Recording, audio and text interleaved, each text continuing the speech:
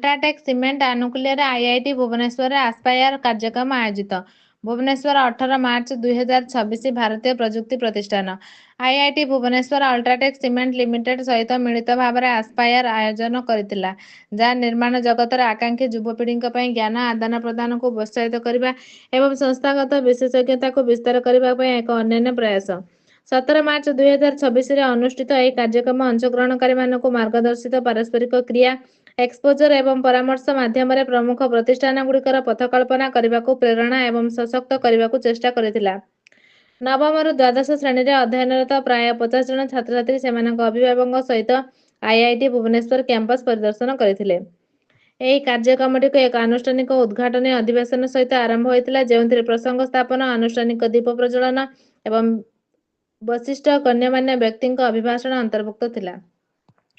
ଏହି କାର୍ଯ୍ୟକ୍ରମରେ ଆଇଆଇଟି ଭୁବନେଶ୍ୱର ନିର୍ଦ୍ଦେଶକ professor Shripad Karmalkar professor Rajesh Roshan Das dean ଛାତ୍ର ବ୍ୟାପାର ଏବଂ ପ୍ରତିଷ୍ଠାନର ଡିନ୍ ପ୍ରାୟୋଜିତ ଗବେଷଣା ଏବଂ ଶିଳ୍ପ ପରାମର୍ଶ ପ୍ରଫେସର ଦିନକର ପାସଲା ଶ୍ରୀଯୁକ୍ତ ଇନ୍ତେକାବ ଆଲାମ ଜୋଲାନ ମୁଖ୍ୟ marketing UltraTech cement limited R Pradeep Kumar Jha general मुख्य टीएएससी अल्ट्राटेक सीमेंट लिमिटेड प्रमुख उपस्थित थिले। एक भविष्यवादी एवं प्रभावशाली वार्ता प्रदान करी प्रोफेसर श्रीपाद कर्मालकर छात्र मानू अनुभूत सीमाबद्ध ठारू उपरकू उठी आत्मविश्वास श्रृंखला एवं उद्देश्य स्पष्टता विकास कर आवश्यकता उपर गुरुत्वारोप करथिले। पारस्परिक क्रियार विषय वस्तु गुड़िकर आकर्षित हो से आलोकपात करथिले जे संबल गुड़िकर उपलब्धता भिन्न हो पारे किंतु शेषर जनकर क्षमता एवं स्थायी दृढ़ता उपरे विश्वास ही व्यक्ति को सफलतार पथ खोजार सक्षम करिथाए। छात्र छात्री मानक अन्य मानक सहित निजक तुलना करने परिवर्ते सेमानकर क्षमता वृद्धि करने उपर ध्यान देवा उचित। आकांक्षार नीति को दृढ़ करी वक्ता माने छात्र छात्री मानक सेमानकर प्रतिभा को चिन्हिबा एवं सुरक्षा देवा जिज्ञासु रहिबा एवं शिखिबार सुजोग सक्रिय भाव में नियोजित होगा उत्साहित करथिले एवं पारस्परिक प्रश्नोत्तर अधिवेशन माध्यम आलोचना एक खोला परिवेश सृष्टि करथिले। शिल्प प्रतिनिधि माने क्षणस्थायी प्रेरणा अपेक्षा श्रृंखला स्थिरता एवं कठिन परिश्रम मूल्य उपर आलोकपात करथिले।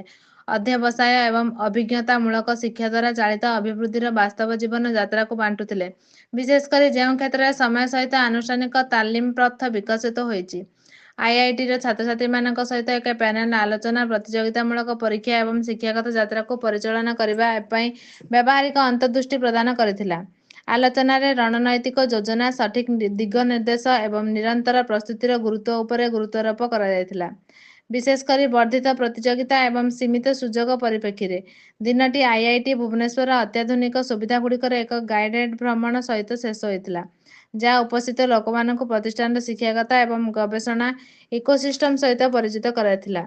आस्पायर कार्यक्रम आईआईटी भुवनेश्वर एवं अल्ट्राटेक सीमेंट लिमिटेड युव मन को सशक्त करने शिल्प शिक्षा क्षेत्र में थिबा व्यवधान को पूरण करने एवं आकांक्षा स्थिरता एवं उत्कर्षतार संस्कृति को प्रोत्साहित करने मिलित प्रतिबद्धतार एक प्रमाण।